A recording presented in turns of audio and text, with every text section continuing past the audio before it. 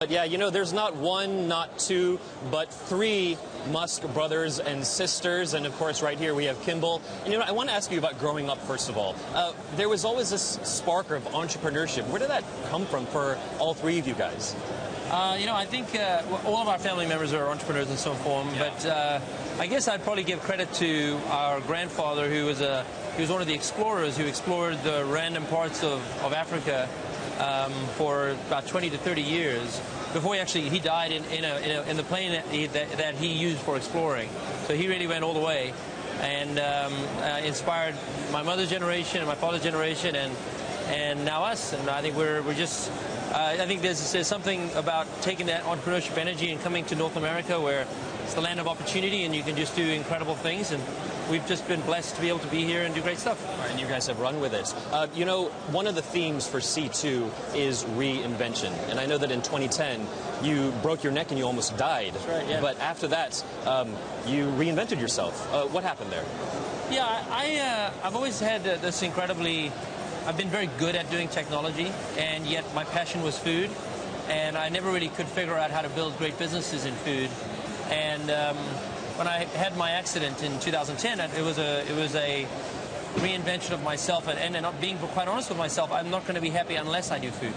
And so I just decided then and there I'm just going to figure it out. And since then, I mean, we serve over 1 million people a year in our restaurants. We work with over 225 schools across the country.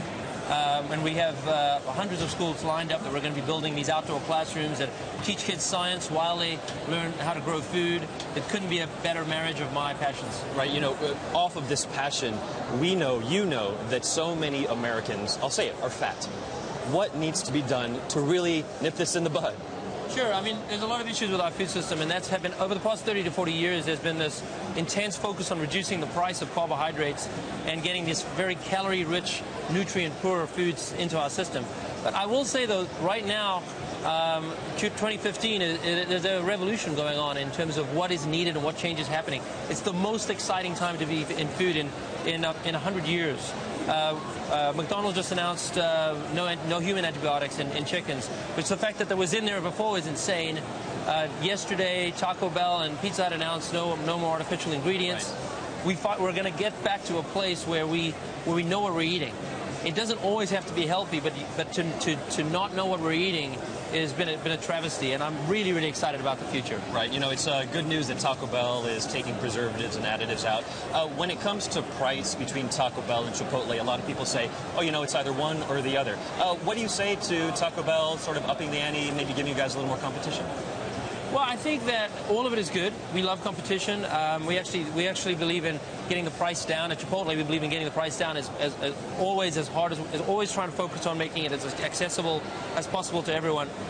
There is a price to real food, and I think when you look at how much you're being nourished, Chipotle is an incredible value for money. Right, and you're also on the board of SpaceX. Yeah. Just recently, we just got news that the U.S. Air Force said you guys, SpaceX, are going to be able to get into that market. We're now officially certified to work with the military. So what's the biggest disruptor that's going to happen there? I mean, I think this is massive. I mean, the goal of SpaceX is to make space exploration affordable. And we'll be able to take our military dollars that we put into our military and stretch them 2 to 3 times more than we've been able to stretch them today. How much cheaper are we talking about here for spaceflight? I don't want to say specifically because the missions will vary, but it's sometimes as low as 1/3, sometimes 1/5 the price. I mean, it really is quite a big difference in price. All right, so definitely being a disruptor in that industry. It's massive. It's a fundamentally different price structure. We'll be looking forward to that. Yeah, everyone in America should feel very excited about it.